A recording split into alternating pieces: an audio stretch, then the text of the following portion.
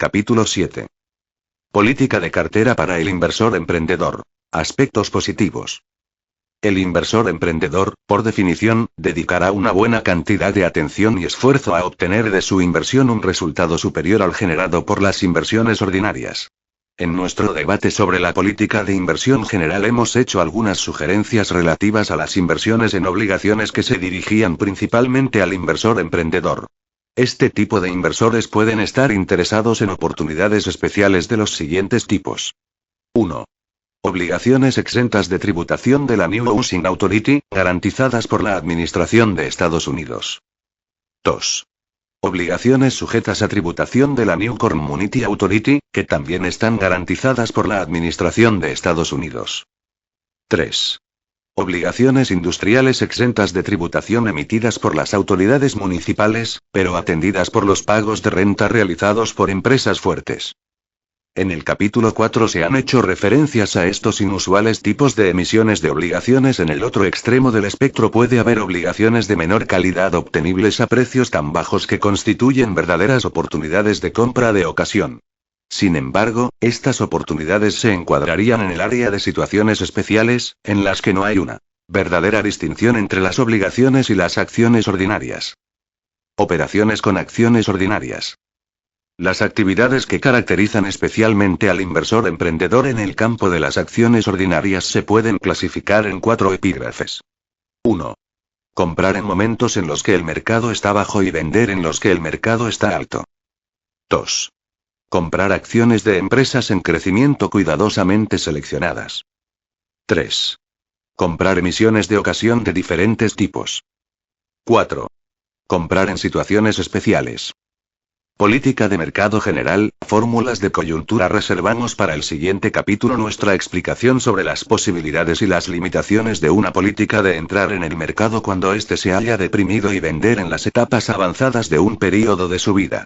Durante muchos años del pasado, esta brillante idea parecía simultáneamente sencilla y factible, al menos después de un examen a primera vista de un gráfico de mercado que abarcase sus fluctuaciones periódicas. Ya hemos admitido con tristeza que el comportamiento del mercado en los 20 últimos años no se ha prestado a este tipo de operaciones basándonos en cualquier tipo de criterio matemático. Las fluctuaciones que han tenido lugar, aunque no han sido de dimensiones desdeñables, habrían requerido un talento especial o una gran sensibilidad a la hora de operar para poder aprovecharlas. Esto se aparta bastante de la inteligencia que estamos suponiendo que tienen nuestros lectores y, por lo tanto, debemos excluir de nuestros postulados las operaciones que se basen en ese tipo de habilidad. El plan 50-50 que proponíamos al inversor defensivo y que expusimos en página 111 es la mejor fórmula específica o automática que podemos recomendar a todos los inversores en las circunstancias de 1972. No obstante, hemos conservado un amplio margen entre el 25% mínimo y el 75% máximo en acciones ordinarias, que ofrecemos a los inversores que tengan marcadas convicciones sobre el peligro o la atracción del nivel del mercado general.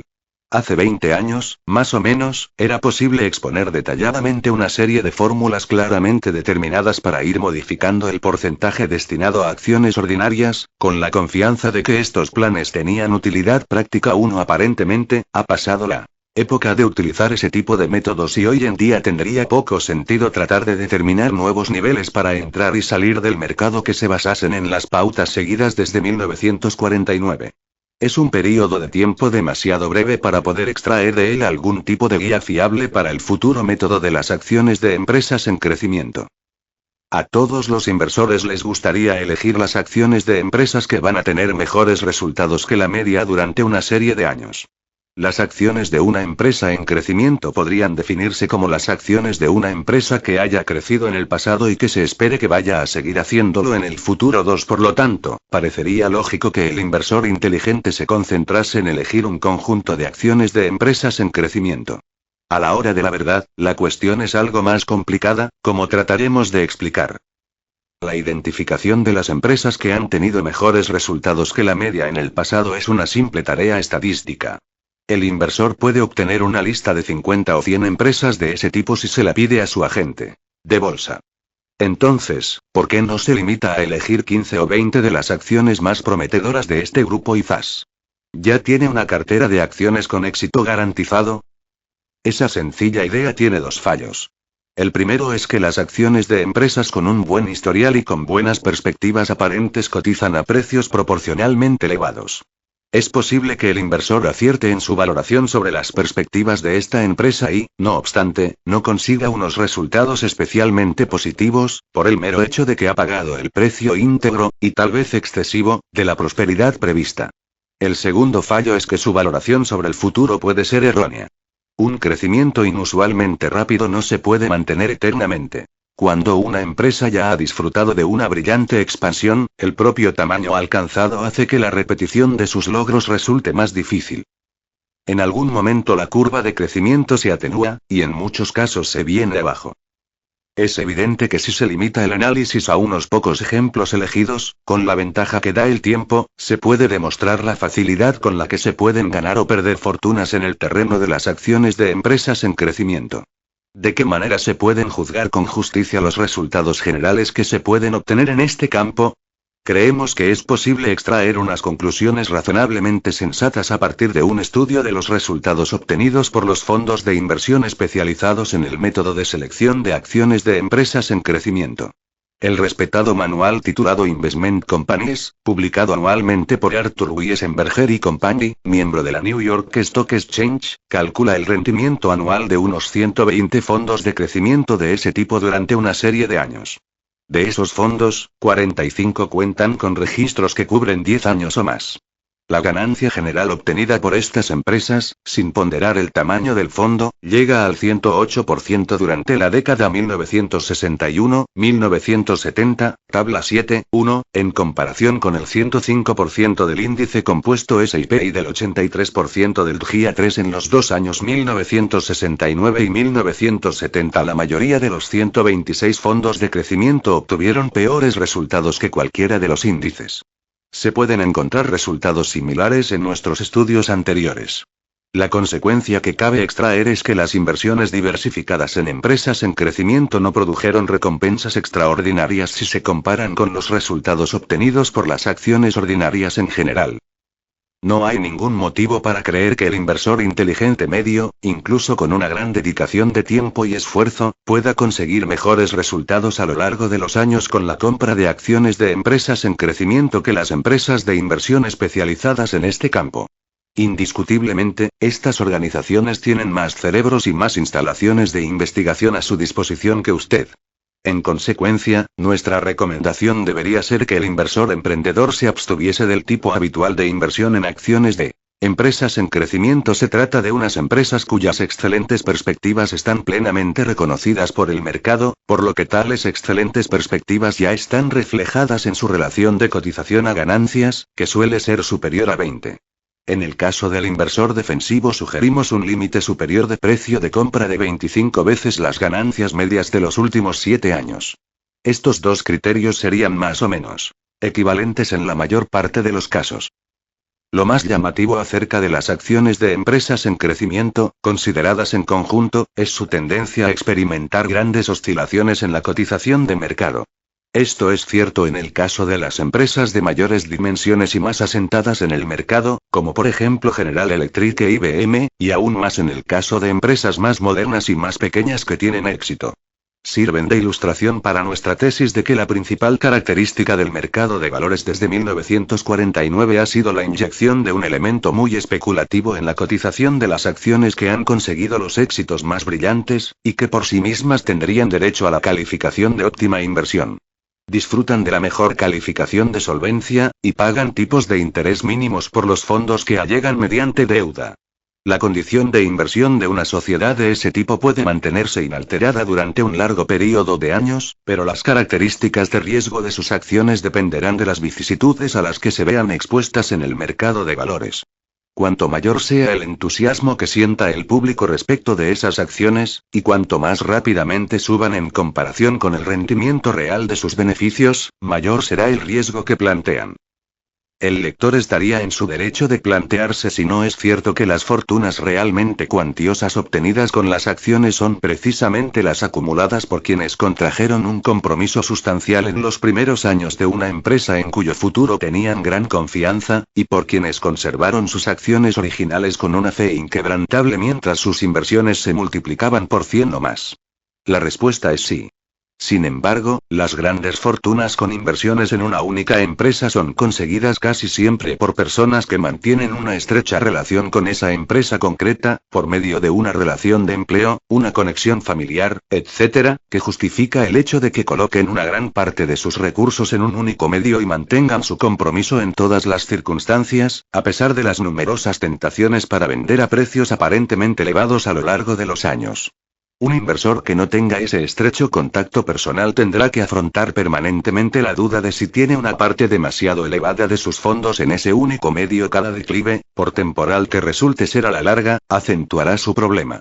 Por otra parte, las presiones, tanto internas como externas, pueden obligarle a aceptar lo que a primera vista parece ser un sustancial beneficio, aunque a la larga acabase siendo inferior a la bonanza que podría haber esperado si hubiese conservado su inversión hasta el final. 4. Campos recomendados para la inversión emprendedora.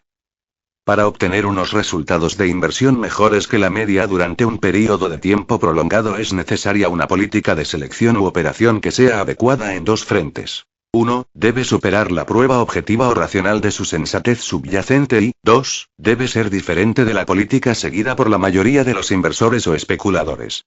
Nuestra experiencia y nuestros estudios nos llevan a recomendar 3 métodos de inversión que satisfacen esos criterios. Son muy diferentes unos de otros, y cada uno de ellos puede exigir un tipo diferente de conocimiento y temperamento por parte de quienes lo pongan en práctica. La gran empresa relativamente impopular.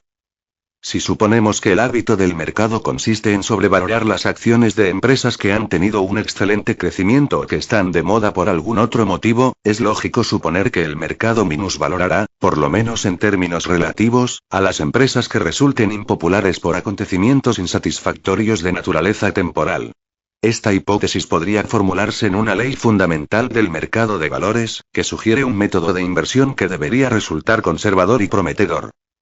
El requisito clave en este terreno es que el inversor emprendedor se concentre en las empresas de mayor tamaño que estén atravesando un período de impopularidad.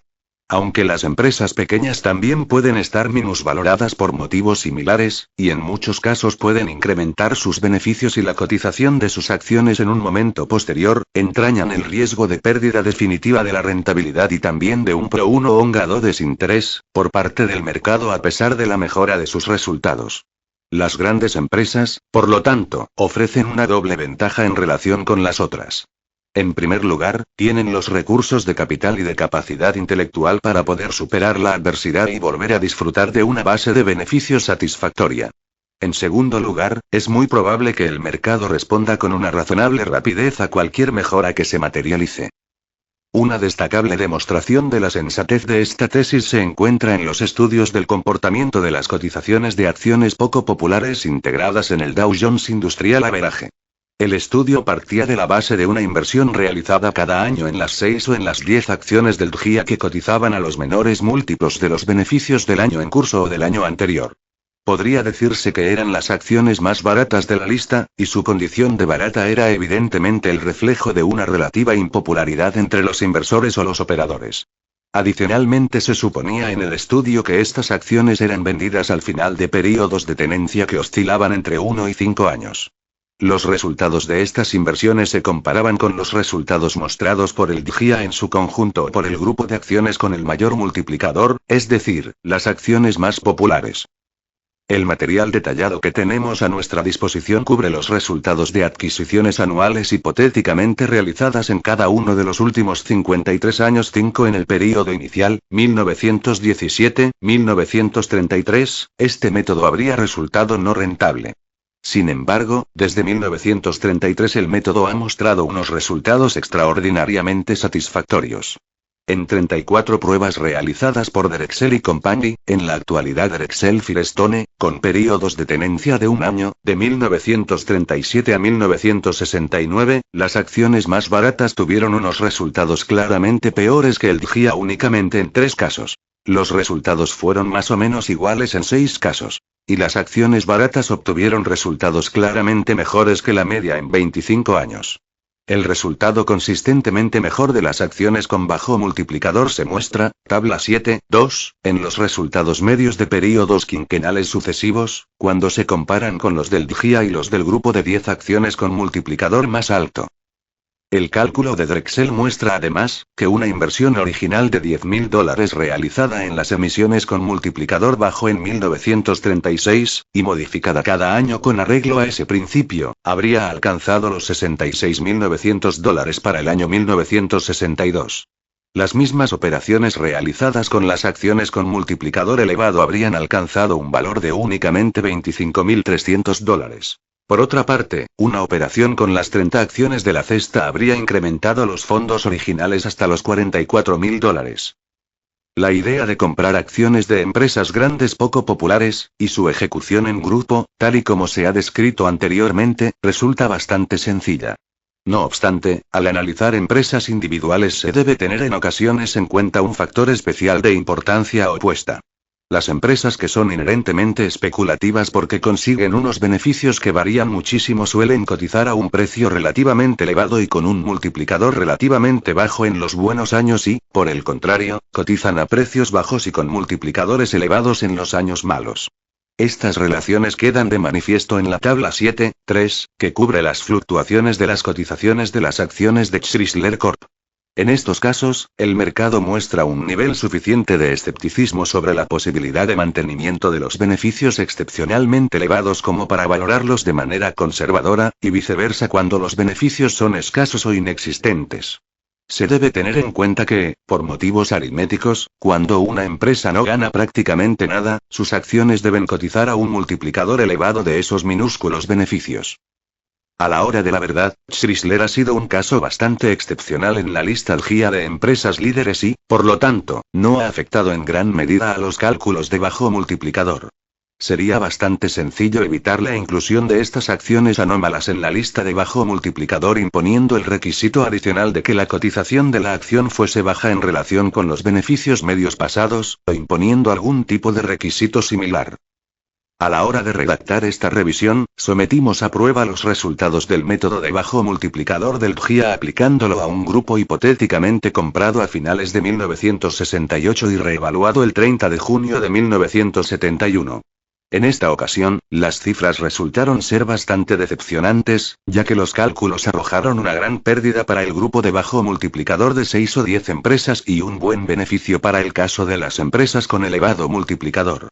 Este ejemplo de resultados negativos no debería viciar las conclusiones basadas en más de 30 experimentos, pero el hecho de que haya sucedido recientemente aporta un elemento de ponderación negativa especial. Tal vez el inversor agresivo debería comenzar con la idea del bajo multiplicador, y añadir algún otro requisito cuantitativo y cualitativo a esa idea a la hora de organizar su cartera. Adquisición de valores de ocasión. Para nosotros, una acción de ocasión es aquella que, atendiendo a hechos establecidos mediante análisis, parece valer considerablemente más del precio que indica su cotización. En este género se incluyen obligaciones, acciones preferentes que se vendan bajo par, y también acciones ordinarias. Por ser lo más concretos posible, permítanos sugerir que un valor no es una verdadera ocasión salvo que el valor indicado sea por lo menos un 50% superior al precio. ¿Qué tipos de datos permitirían llegar a la conclusión de que se da una discrepancia de tal calibre? ¿Cómo llegan a existir este tipo de ocasiones u ofertas? ¿De qué manera puede el inversor sacar partido de ellas? Hay dos pruebas con las que se puede detectar la existencia de una acción ordinaria que esté negociando en condiciones de ocasión. La primera consiste en el método de la valoración. Se basa principalmente en la estimación de los beneficios futuros, y después en la multiplicación de esos beneficios por un factor apropiado al valor en concreto. Si el valor resultante está suficientemente por encima del precio de mercado, y si el inversor confía en la técnica empleada, podrá calificar de ocasión a esa acción. La segunda prueba es el valor que tendría la empresa para un propietario privado. Este valor también suele estar determinado principalmente por los beneficios futuros que se esperan, en cuyo caso el resultado sería idéntico al del primer método. No obstante, en el segundo tipo de prueba, es probable que se preste más atención al valor realizable del activo, haciendo especial hincapié en el activo circulante neto o capital de explotación. En los niveles bajos del mercado general, una gran proporción de acciones ordinarias son acciones de ocasión, medidas con arreglo a estos criterios. Un ejemplo típico es el de General Motors cuando se vendía a menos de 30 en 1941, cotización que era equivalente a 5 para las acciones de 1971. Había estado ganando más de $4 y pagando $3,50 o aún más, en dividendos. Es cierto que los beneficios actuales y las perspectivas inmediatas pueden ser ambos negativos, pero una valoración equilibrada de las circunstancias futuras medias indicaría valores muy superiores a los precios imperantes. Por lo tanto, la inteligencia de mostrar coraje en los mercados deprimidos queda reivindicada no solo por la voz de la experiencia, sino también por la aplicación de técnicas razonables de análisis de valor.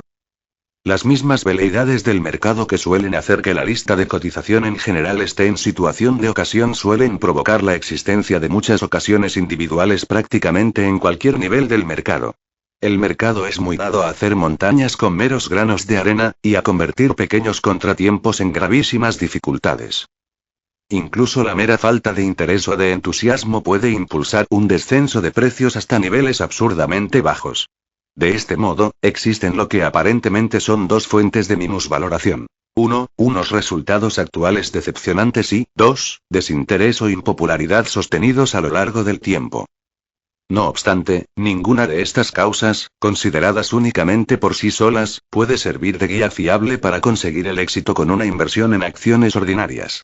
¿Cómo se puede estar seguro de que unos resultados actualmente decepcionantes van a ser únicamente temporales? Por supuesto, se pueden aportar magníficos ejemplos de casos en los que ha sido así. Las acciones de empresas siderúrgicas solían ser famosas por su condición de acciones cíclicas, y el comprador más avezado podía adquirirlas a precios bajos cuando los beneficios eran reducidos y venderlas en los años de gran crecimiento obteniendo un bonito beneficio. Chrysler Corporation ofrece un espectacular ejemplo, tal y como ponían de manifiesto los datos de la tabla 7.3. Si este fuese el comportamiento ordinario de las acciones de empresas con resultados fluctuantes, la obtención de beneficios en el mercado de valores sería una cuestión muy sencilla. Por desgracia. Podemos citar muchos ejemplos de declives de beneficios y precio que no fueron seguidos automáticamente por una espectacular recuperación de ambos. Uno de esos ejemplos es el de Anaconda Wire and Cable, que había conseguido grandes beneficios hasta 1956, con un precio máximo de 85 en ese año. Los beneficios después se redujeron de forma irregular durante 6 años, el precio cayó hasta 23,50 en 1962 y al año siguiente fue absorbida por su empresa matriz, Anaconda Corporation, al equivalente de solo 33. Las abundantes experiencias de este tipo sugieren que el inversor necesita algo más que una mera reducción de los beneficios y la cotización para contar con una base sólida en la que apoyar su decisión de compra. Debería exigir la existencia de una indicación de por lo menos una razonable estabilidad de los beneficios durante la última década o más, o lo que es lo mismo, que no se haya dado ningún año de déficit de beneficios, en combinación con un tamaño suficiente y una suficiente fortaleza financiera que permita hacer frente a posibles contratiempos en el futuro. La combinación ideal en este terreno es, por lo tanto, la de una gran y destacada empresa cuya cotización esté muy por debajo de su precio medio en el pasado y de su multiplicador medio de precio/beneficio. Sin duda, este criterio eliminaría la mayor parte de las oportunidades rentables en empresas como Chrysler, puesto que sus años con precios bajos suelen estar acompañados por lo general de unos elevados ratios de precio/beneficio. En cualquier caso, podemos asegurar al lector, y sin lugar a dudas volveremos a hacerla posteriormente, que hay una enorme diferencia entre los beneficios que se podrían haber jugado a posteriori y los beneficios de dinero real. Albergamos serias dudas respecto a que una inversión de tipo montaña rusa como la de Chrysler sea un medio adecuado para las operaciones de nuestro inversor emprendedor. Hemos mencionado el desinterés o impopularidad prolongada a lo largo del tiempo como segunda causa de las caídas de precio hasta niveles injustificadamente bajos. Un caso actual de este tipo podría ser el de National Presto Industries. En el período alcista de mercado de 1968 cotizó a un máximo de 45, que únicamente era 8 veces los beneficios de $5,61 de ese ejercicio. Los beneficios por acción crecieron tanto en 1969 como en 1970, pero la cotización se redujo hasta solo 21 en 1970. Esa cotización suponía multiplicar por menos de 4 los beneficios, récord, de ese ejercicio, y era inferior al valor de su activo neto circulante. En marzo de 1972 la cotización había subido a 34, y no obstante seguía siendo solo 5,5 veces los beneficios declarados en el último ejercicio, y aproximadamente el mismo valor que su activo neto circulante ampliado. Otro ejemplo de este tipo lo ofrece actualmente Standard Oil of California, una empresa de gran importancia. A principios de 1972 cotizaba aproximadamente al mismo precio que 13 años antes, es decir, a 56. Sus beneficios habían sido destacablemente homogéneos, con un crecimiento relativamente reducido pero con un único declive de pequeña importancia durante todo el periodo. Su valor contable era aproximadamente igual al precio de mercado. Con este historial conservadoramente favorable entre los años 1958 y 1971, la empresa nunca ha tenido una cotización media anual que llegase a ser 15 veces sus beneficios ordinarios. A principios de 1972, la relación precio/beneficios era de únicamente 10. Un tercer motivo de que una acción pueda cotizar a un precio injustificadamente bajo puede ser el fallo por parte del mercado a la hora de percibir la verdadera imagen de sus beneficios. Nuestro ejemplo clásico es el de Northern Pacific Railway, que en 1946-47 pasó de 36 a 13,5. Las verdaderas ganancias en 1947 se acercaron a los $10 por acción. El precio de la acción estuvo retenido en gran medida por su dividendo de $1. Esta empresa tampoco suscitó gran interés porque buena parte de su capacidad para generar beneficio estuvo oculta por el peculiar método de contabilidad de las empresas de ferrocarriles. El tipo de valor de ocasión que puede identificarse con más facilidad es el de las acciones que cotizan por un valor inferior al del capital circulante neto, después de deducir todas las obligaciones previas. Esto significaría que el comprador no pagaría nada en absoluto por el activo fijo, los edificios, la maquinaria, etc., o por cualesquiera partidas de fondo de comercio que pudiesen existir. Muy pocas empresas acaban teniendo un valor en última instancia inferior al del capital circulante en exclusiva, aunque sería posible encontrar algunos extraños casos. Lo sorprendente, por el contrario, es que haya tantas empresas disponibles que hayan sido valoradas por el mercado con arreglo a estos criterios tan ventajosos para el comprador. Una recopilación realizada en 1957, cuando el mercado no estaba en modo alguno en niveles bajos, sacó a luz aproximadamente unas 150 acciones de ese tipo. En la tabla 7.4 resumimos los resultados que se obtendrían de haber comprado el 31 de diciembre de 1957, una acción de cada una de las 85 sociedades de esa lista, de las cuales aparecían datos en la Monthly Stock Guide de Standard & Poor's, y de conservar esas acciones durante 2 años. Por algún tipo de coincidencia, cada uno de los grupos progresaron durante 2 años en una medida cercana al valor del activo circulante neto agregado. El beneficio de toda la cartera durante ese período fue del 75%, en comparación con el 50% de las 425 empresas industriales del Standard & Poor's. Lo que es más destacable es que ninguna de las emisiones arrojaron pérdidas significativas, 7 de ellas se mantuvieron aproximadamente al mismo nivel, y 78 mostraron sustanciales ganancias. Nuestra experiencia con este tipo de selección de inversión, actuando siempre con criterios diversificados, fue uniformemente buena durante muchos años con anterioridad a 1957. Probablemente podría afirmarse sin duda que constituye un método seguro y rentable de determinar y aprovechar situaciones minusvaloradas. No obstante, durante la subida de mercado generalizada que tuvo lugar después de 1957, el número de oportunidades de este tipo se limitó extraordinariamente, y muchas de las disponibles arrojaron pequeños beneficios de explotación o incluso pérdidas. La recesión de mercado de 1969-1970 produjo una nueva cosecha de estas acciones por debajo del capital circulante. Hablaremos sobre este grupo en el capítulo 15, que versa sobre la selección de acciones para el inversor emprendedor. Modelo de acciones de ocasión de empresas de segundo nivel. Hemos afirmado que una oferta de segundo nivel es aquella que no es líder de un sector relativamente importante. Por lo tanto, puede ser alguna de las empresas de menores dimensiones de un sector importante, pero también podría ser alguna de las empresas más importantes de un sector de escasa entidad. A modo de excepción, una empresa que haya conseguido establecerse como empresa en crecimiento no suele ser considerada, por regla general, de segundo nivel. En el gran período alcista de mercado de la década de 1920 se establecían relativamente pocas distinciones entre líderes sectoriales y otras acciones admitidas a cotización, siempre y cuando estas últimas fuesen de tamaño respetable. El público tenía la impresión de que las empresas de medianas dimensiones eran lo suficientemente resistentes para capear los temporales y que tenían mejores posibilidades de conseguir una expansión realmente espectacular que las empresas que ya tenían grandes dimensiones. Los años de la Depresión 1931-1932, no obstante, tuvieron un efecto especialmente devastador entre las empresas que no eran de primera fila, ya fuese a causa de su tamaño o de su estabilidad inherente.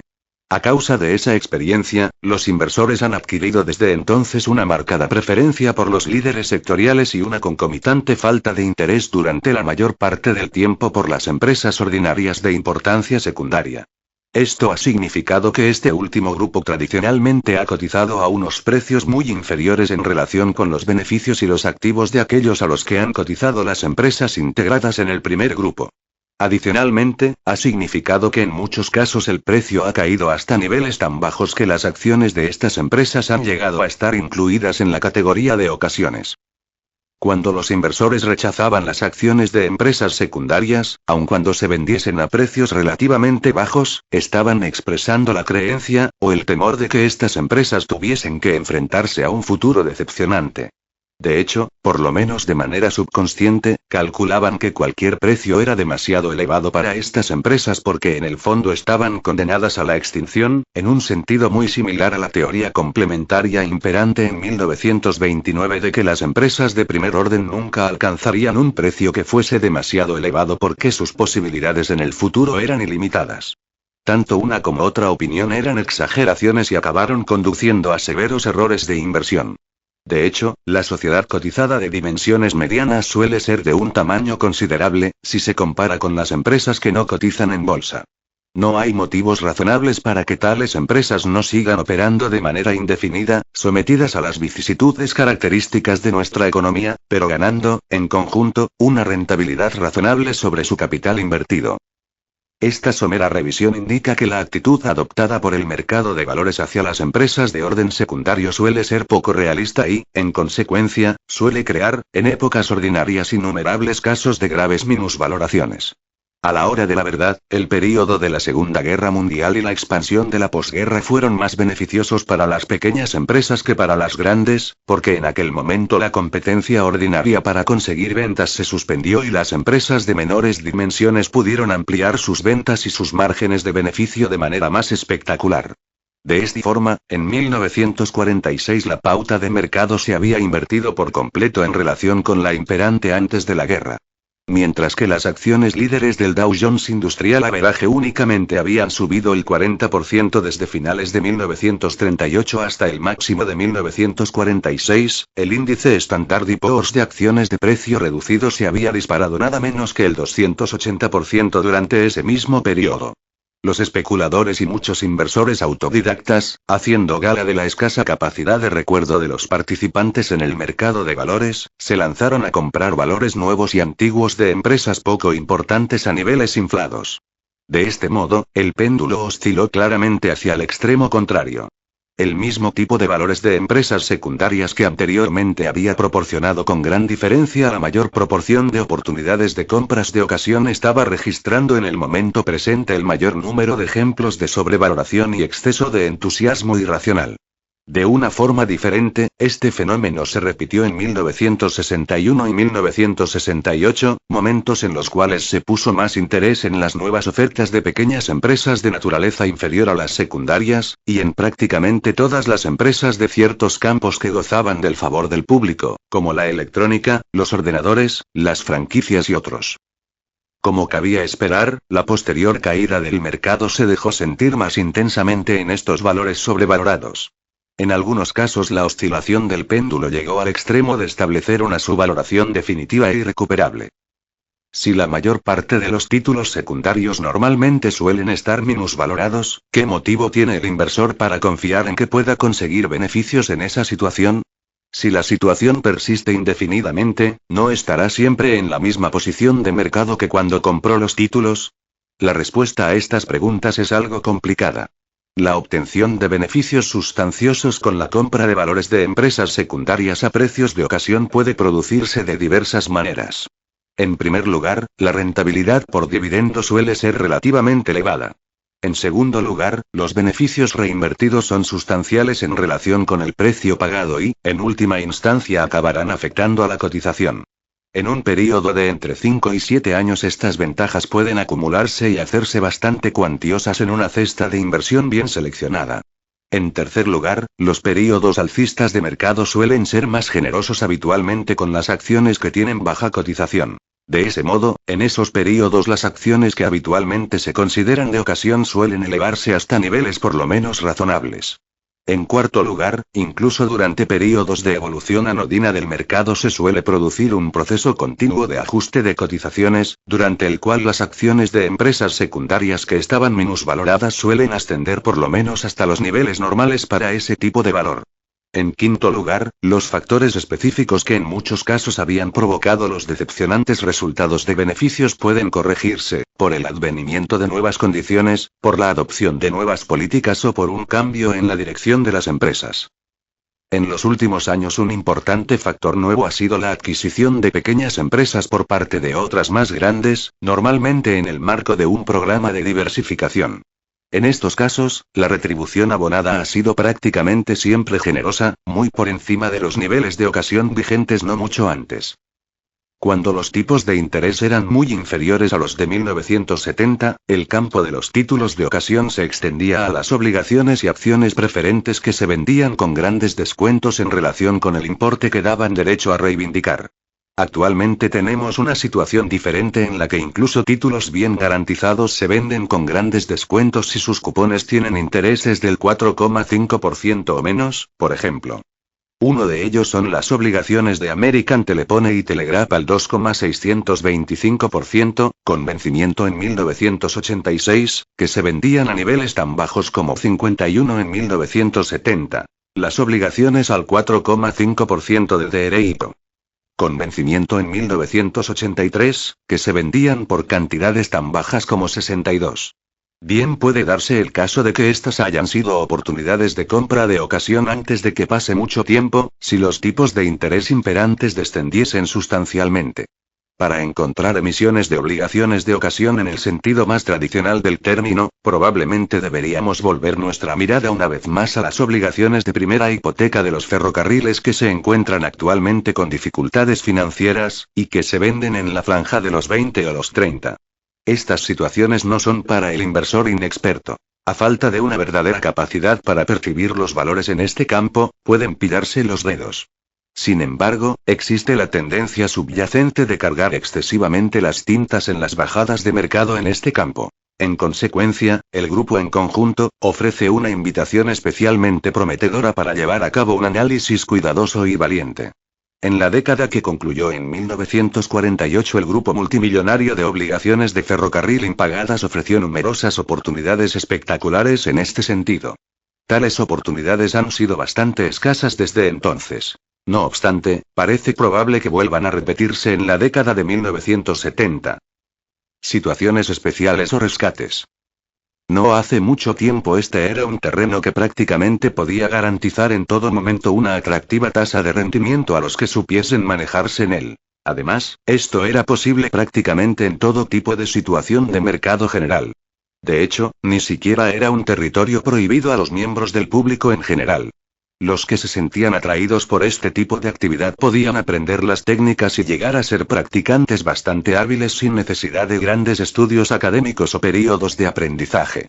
Algunos otros fueron suficientemente perspicaces para darse cuenta de la sensatez subyacente a este método y para establecer vínculos con jóvenes brillantes que gestionaban fondos dedicados principalmente a este tipo de situaciones especiales. No obstante, en los últimos años, por motivos que expondremos posteriormente, el campo del arbitraje y las operaciones de rescate ha llegado a ser más arriesgado y menos rentable. Bien pudiera darse el caso de que en años venideros este terreno volviese a ser más propicio. En cualquier caso, merece la pena exponer la naturaleza general y el origen de estas operaciones, con uno o dos ejemplos ilustrativos. La situación especial típica ha tenido su origen en el aumento del número de adquisiciones de empresas pequeñas por parte de las empresas grandes, a medida que el evangelio de la diversificación de productos iba siendo adoptado por un número cada vez más elevado de equipos directivos. Casi siempre parece un buen negocio para estas empresas la adquisición de una empresa existente en el terreno en el que desea introducirse, en lugar de la alternativa de lanzar un nuevo proyecto desde cero. Para que esta adquisición sea posible, y para conseguir la aceptación de la necesaria mayoría de los accionistas de la empresa adquirida, casi siempre es necesario ofrecer un precio considerablemente superior al nivel imperante en el mercado.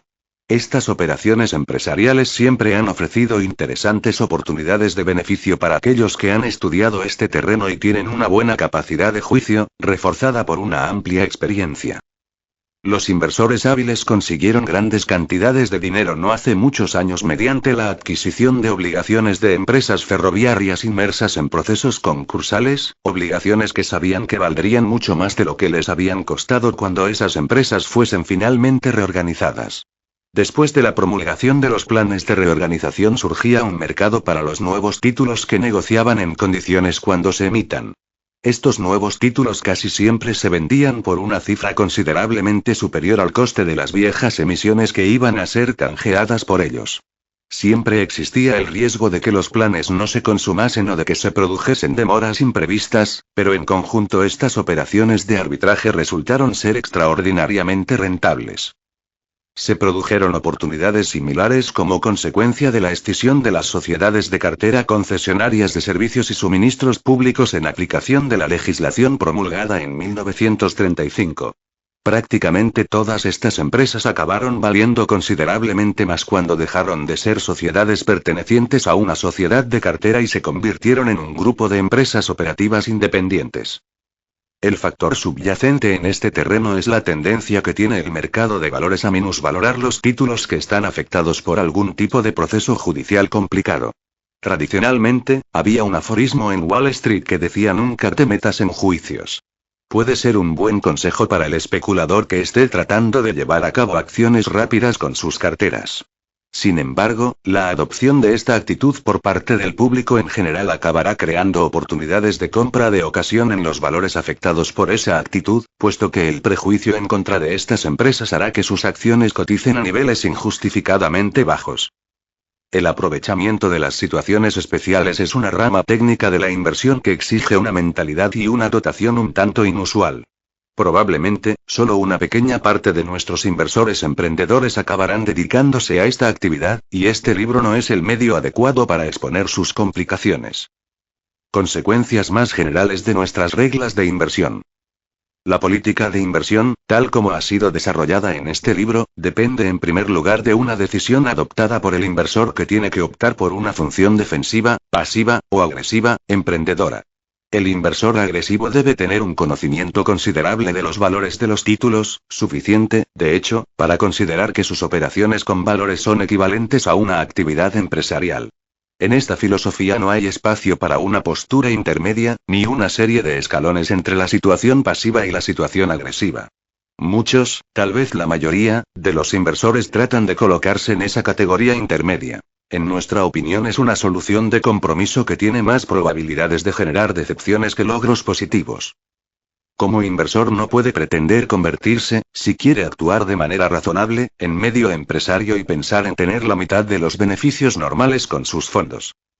De este razonamiento se desprende que la mayoría de los propietarios de valores deberían optar por la calificación de defensivos. No tienen ni el tiempo, ni la determinación, ni la preparación mental para lanzarse a la inversión como actividad semiempresarial. Por lo tanto, deberían contentarse con el excelente rendimiento que en la actualidad se puede conseguir con una cartera defensiva, e incluso con menos, y deberían resistir con firmeza la tentación recurrente de incrementar este rendimiento desviándose hacia otros terrenos.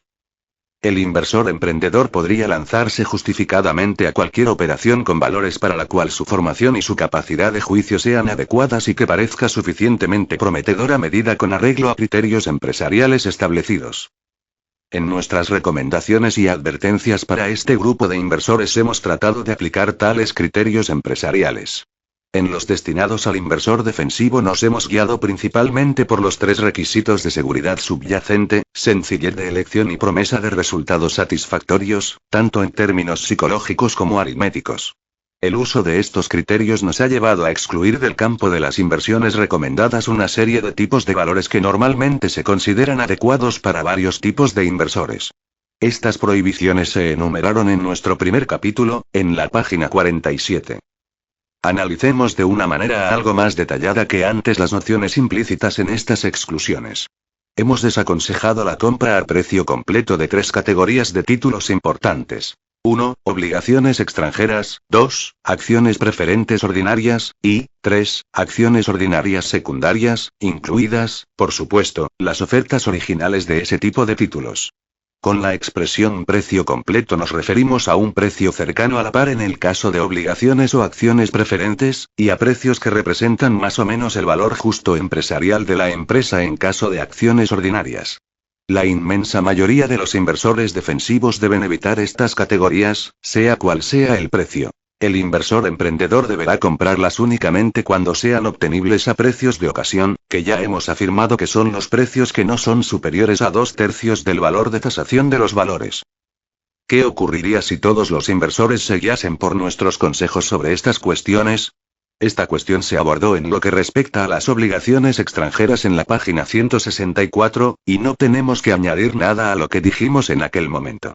Las acciones preferentes de categoría de inversión deberían ser adquiridas únicamente por personas jurídicas, como las compañías de seguros, que pueden beneficiarse con el régimen tributario especial del que disfrutan ese tipo de acciones cuando sus tenedores son personas jurídicas. La consecuencia más problemática de nuestra política de exclusiones se produce en el terreno de las acciones ordinarias de segunda categoría. Si la mayoría de los inversores, integrados como deben estar en la categoría defensiva, no las comprasen en absoluto, el conjunto de posibles compradores se restringiría gravemente. Además, si los inversores agresivos únicamente deben comprarlas cuando sus precios están en niveles de ocasión, estas acciones estarían condenadas a venderse por debajo de su valor justo, salvo en la medida en que fuesen adquiridas por motivos poco inteligentes. Es posible que esto suene muy estricto e incluso vagamente poco ético. Sin embargo, a la hora de la verdad, nos estamos limitando simplemente a reconocer lo que ha ocurrido en la práctica en este terreno durante la mayor parte de los últimos 40 años. Las emisiones de segunda categoría, en su mayor parte, fluctúan en torno a un nivel central que está muy por debajo de su valor justo. Alcanzan, e incluso superan, ese valor justo en ciertas ocasiones. Pero esto suele suceder en las etapas superiores de los períodos alcistas de mercado, cuando las lecciones extraídas de la experiencia práctica aconsejarían no pagar los precios imperantes por las acciones ordinarias. Por lo tanto, únicamente estamos sugiriendo que el inversor agresivo sea consciente de las verdades de la vida a las que deben hacer frente estos valores de categoría secundaria, y que reconozca que los niveles de mercado central que son habituales para esta categoría deben ser la guía de referencia para establecer sus propios niveles de compra. En cualquier caso, en esta cuestión se da una paradoja. La empresa de categoría secundaria bien elegida típica puede ser tan prometedora como el líder sectorial típico. Las carencias que afectan a las empresas de mejores dimensiones en materia de estabilidad inherente pueden compensarse fácilmente con sus mayores posibilidades de crecimiento. En consecuencia, a muchos lectores les puede parecer ilógico denominar poco inteligente la compra de estos valores secundarios a sus niveles de pleno valor empresarial. Creemos que el argumento más fuerte es el de la experiencia.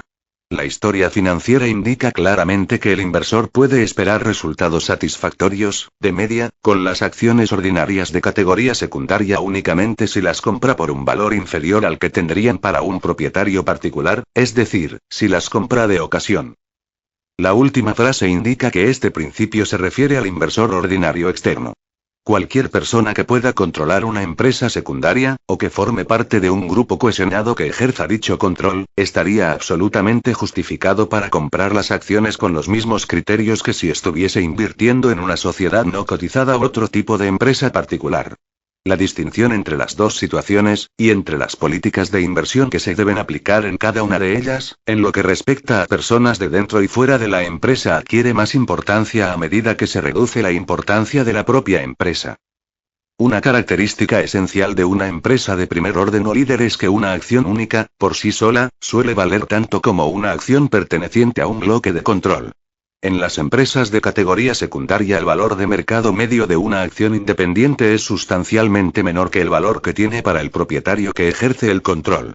A causa de este hecho, la cuestión de las relaciones entre los accionistas y los directivos, y entre los accionistas internos y externos suele ser mucho más importante y controvertida en el caso de las empresas de categoría secundaria que en el caso de las empresas de categoría primaria. Al final del capítulo 5 comentamos la dificultad que existía a la hora de hacer distinciones claras y precisas entre empresas primarias y secundarias. Las numerosas empresas que se encuentran en los límites colindantes de las dos categorías pueden razonablemente mostrar un comportamiento de precio intermedio. No sería ilógico que un inversor adquiriese acciones de cualquiera de esas empresas con un pequeño descuento del precio indicado o de casación, con el argumento de que se encuentran a una pequeña distancia de la clasificación de empresas primarias y que bien podrían adquirir esa clasificación en un futuro no muy lejano.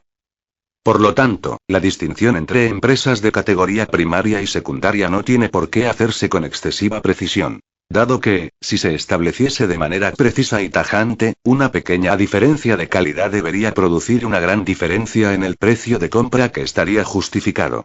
Al hacer esta afirmación estamos admitiendo la existencia de un terreno intermedio en la clasificación de las acciones ordinarias, aunque no nos hemos mostrado partidarios de defender la posibilidad de dicho terreno intermedio en la clasificación de inversores.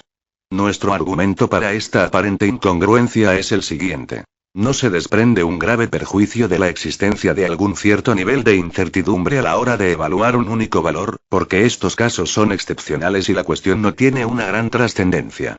Sin embargo, la elección del inversor entre una postura defensiva y una postura agresiva tiene graves e importantes consecuencias para él, y no debería permitirse que quedase en una situación confusa o comprometida a la hora de adoptar esta decisión básica. Comentario al capítulo 7. Hace falta una gran osadía y una gran cautela para amasar una gran fortuna. Cuando se ha logrado, hace falta 10 veces más osadía y cautela para conservarla. Nathan Mayer Rothschild. La coyuntura no es nada. En un mundo ideal, el inversor inteligente únicamente tendría acciones cuando fuesen baratas y las vendería cuando su precio fuese exagerado, momento en el que llenaría la cartera de obligaciones y dinero en efectivo hasta que las acciones volviesen a ser suficientemente baratas para comprarlas. Desde 1966 hasta finales de 2001, según se afirma en un estudio, $1 conservado permanentemente en acciones habría aumentado hasta $11,71. Sin embargo, si se hubiese salido del mercado justo antes de los 5 peores días de cada año, el dólar original habría crecido hasta $987,12. Como casi todas las ideas de mercado mágicas, esta se basa en un truco de manos. ¿De qué manera, exactamente, puede uno determinar cuáles van a ser los peores días antes de que esos días lleguen?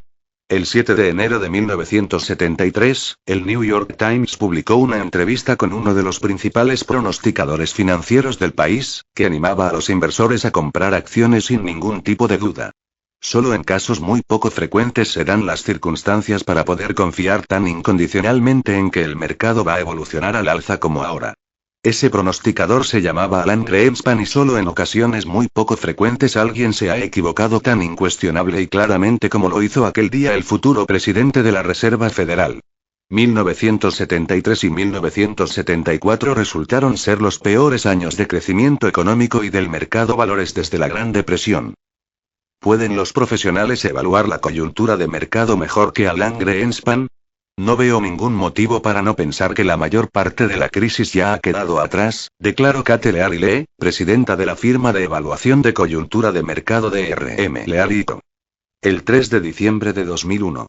Este es el momento en el que le interesa entrar en el mercado, añadió, prediciendo que las acciones ofrecen buenas perspectivas para el primer trimestre de 2002.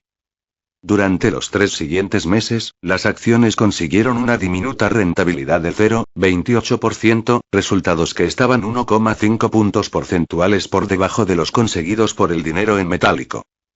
Leal y no es la única. Un estudio realizado por los profesores de finanzas de la Duke University descubrió que si hubiésemos seguido las recomendaciones del mejor 10% de todos los boletines de análisis de coyuntura de mercado, habríamos obtenido un 12,6% de rendimiento anualizado entre 1991 y 1995. No obstante, si no hubiésemos hecho caso de esas recomendaciones y hubiésemos mantenido nuestro dinero en un fondo de índice del mercado, habríamos obtenido un 16,4%.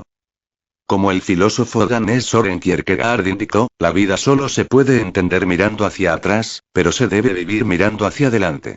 A posteriori siempre se sabe exactamente cuándo debería haber comprado y cuándo debería haber vendido acciones. No deje que eso le lleve a pensar que es usted capaz de percibir, en tiempo real, en qué momento tiene que entrar y en qué momento tiene que salir. En los mercados financieros, a posteriori siempre se tiene razón al 100%, pero a priori no se tiene ni idea. Por lo tanto, para la mayor parte de los inversores acertar con la coyuntura del mercado es una imposibilidad práctica y emocional.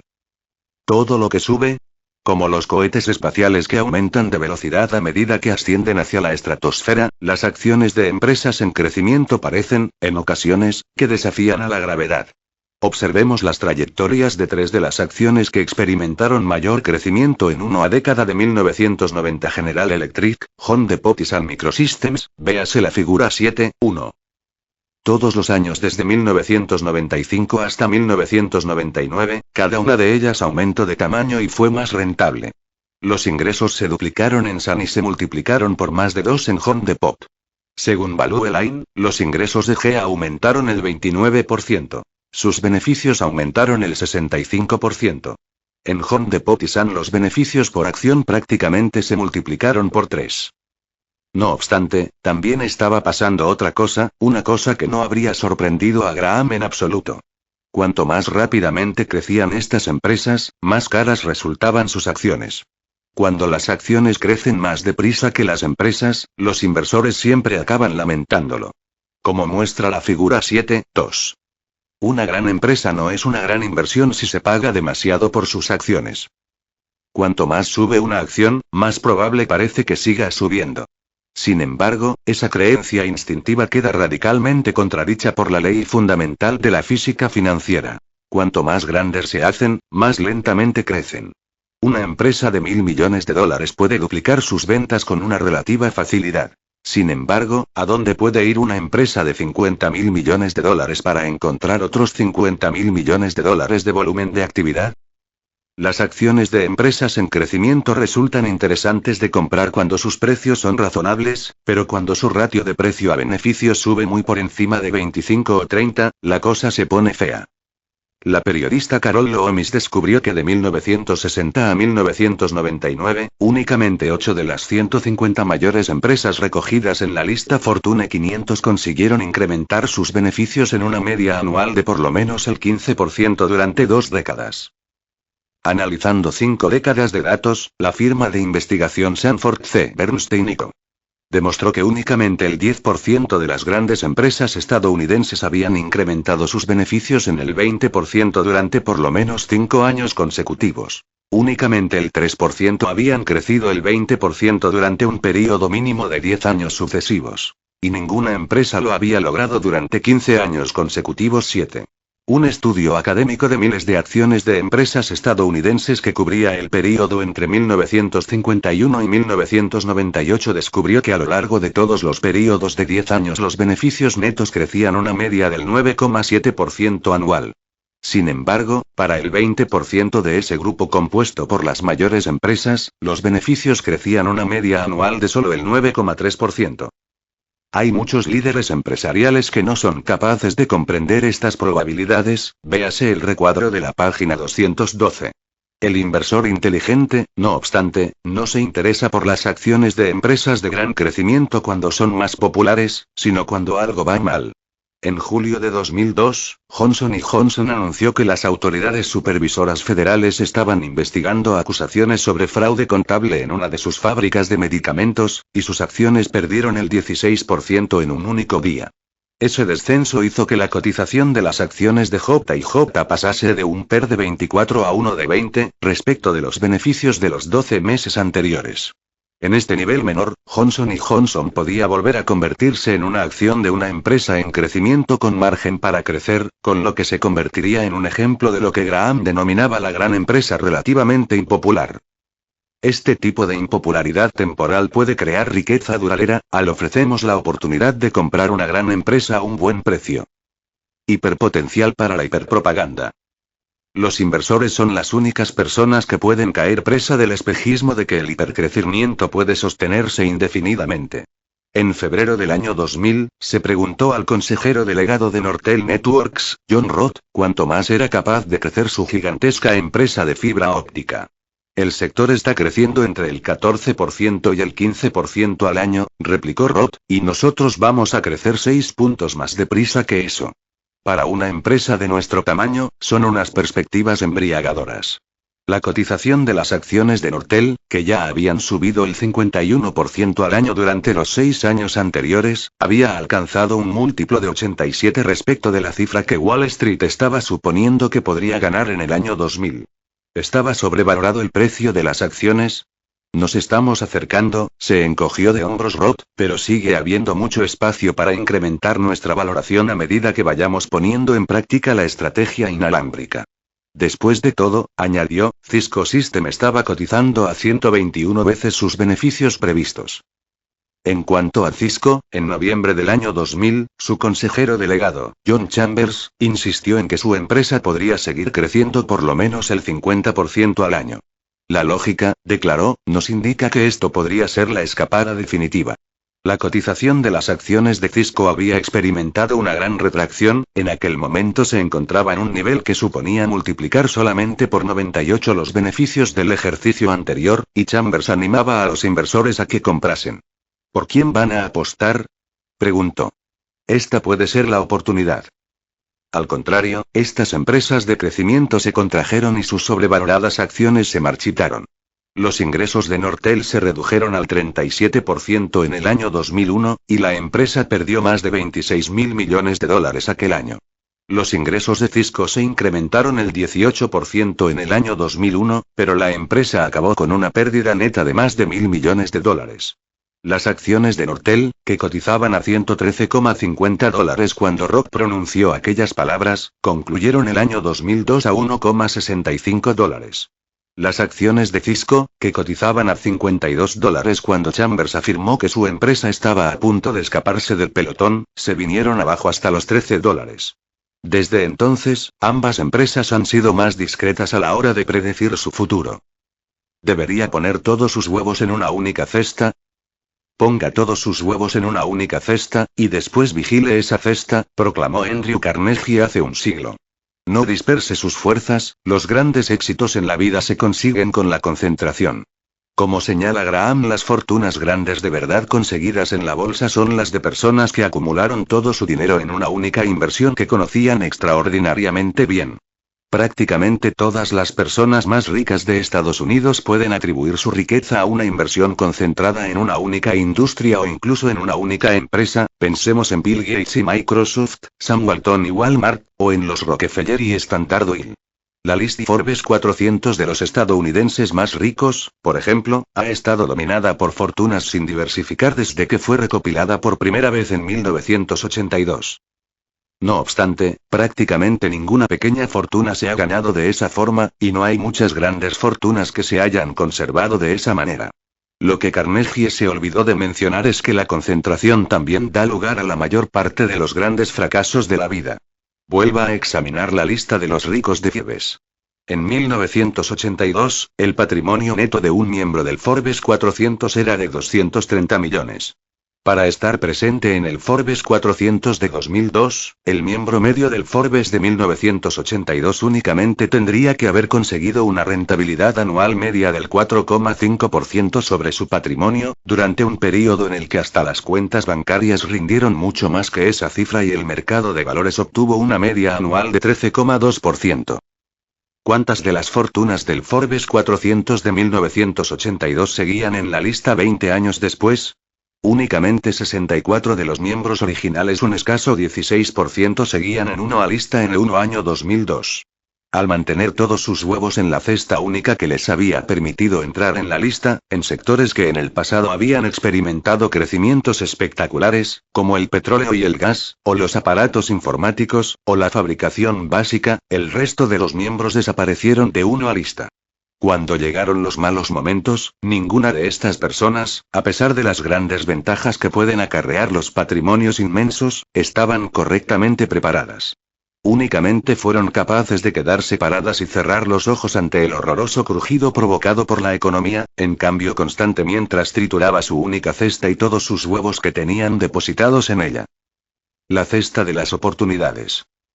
Tal vez podría usted pensar que en nuestro mundo infinitamente interconectado, sería facilísimo elaborar y comprar una lista de acciones que cumpliese los requisitos establecidos por Graham para ser consideradas oportunidades, página 197. Aunque Internet resulta de gran ayuda, sigue siendo necesario hacer buena parte del trabajo a mano. Coja un ejemplar del Wall Street Journal de hoy, pase a la sección Dinero e Inversión y eche un vistazo a los indicadores de las bolsas Nikkei y Nasdaq para encontrar las listas del día con las acciones que han llegado a su punto mínimo del último año. Una forma sencilla y rápida de localizar empresas que podrían cumplir los requisitos de capital circulante neto de Graham. Online, haga la prueba en quote.morningstar.com o Blink. Para comprobar si una acción se vende por una cifra inferior al valor de su capital circulante neto, lo que los seguidores de Graham denominan netas, descargue o solicite el informe anual o trimestral más reciente del sitio web de la empresa o de la base de datos Edgar en www.sec.gov. Reste del activo circulante de la empresa su pasivo total, incluidas las acciones preferentes y la deuda a largo plazo. O consulte en su biblioteca local un ejemplar de la encuesta de inversión Value Line, y se ahorrará una costosa suscripción anual. Todos los números incluyen una lista de acciones de ocasión que se acercan a la definición de Graham. Últimamente la mayoría de esas acciones pertenecen a sectores arrasados como la alta tecnología y las telecomunicaciones. A 31 de octubre de 2002, por ejemplo, Converse Technology tenía 2.400 millones de activo circulante y 1.000 millones de pasivo total, con lo que el capital neto de explotación ascendía a 1.400 millones de dólares. Con menos de 190 millones de acciones y una cotización inferior a $8 por acción, Converse tenía una capitalización total de mercado de menos de 1.400 millones de dólares. El capital social de Converse, que estaba valorado por debajo del valor del efectivo y las existencias de Converse, hacía que la actividad empresarial permanente de la sociedad se vendiese prácticamente por nada. Como bien sabía Graham, es posible perder dinero con acciones como las de Converse, y ese es el motivo por el que únicamente se debe comprar este tipo de acciones si es posible identificar un par de docenas cada vez y mantenerlas en cartera pacientemente. No obstante, en las muy raras ocasiones en las que Don Mercado genera ese número tan elevado de auténticas gangas, es prácticamente seguro que ganará usted dinero. ¿Cuál es su política extranjera? Invertir en acciones extranjeras puede no ser obligatorio para el inversor inteligente, pero definitivamente es aconsejable. ¿Por qué? Intentemos realizar un pequeño experimento mental. Estamos a finales de 1989 y es usted japonés. Estos son los hechos.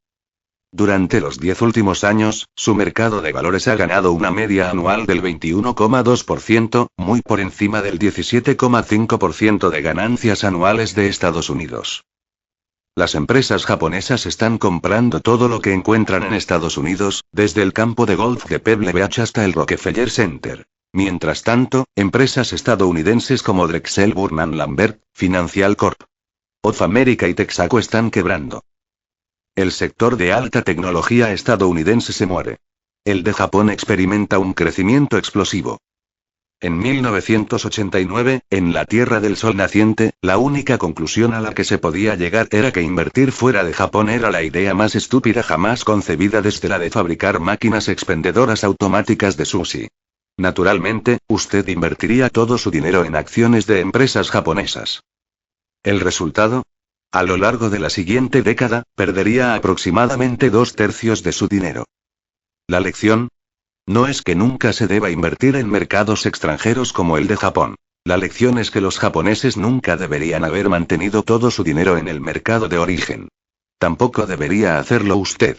Si vive en Estados Unidos, trabaja en Estados Unidos, y recibe su salario en dólares de Estados Unidos, ya está haciendo una apuesta múltiple a favor de la economía de Estados Unidos.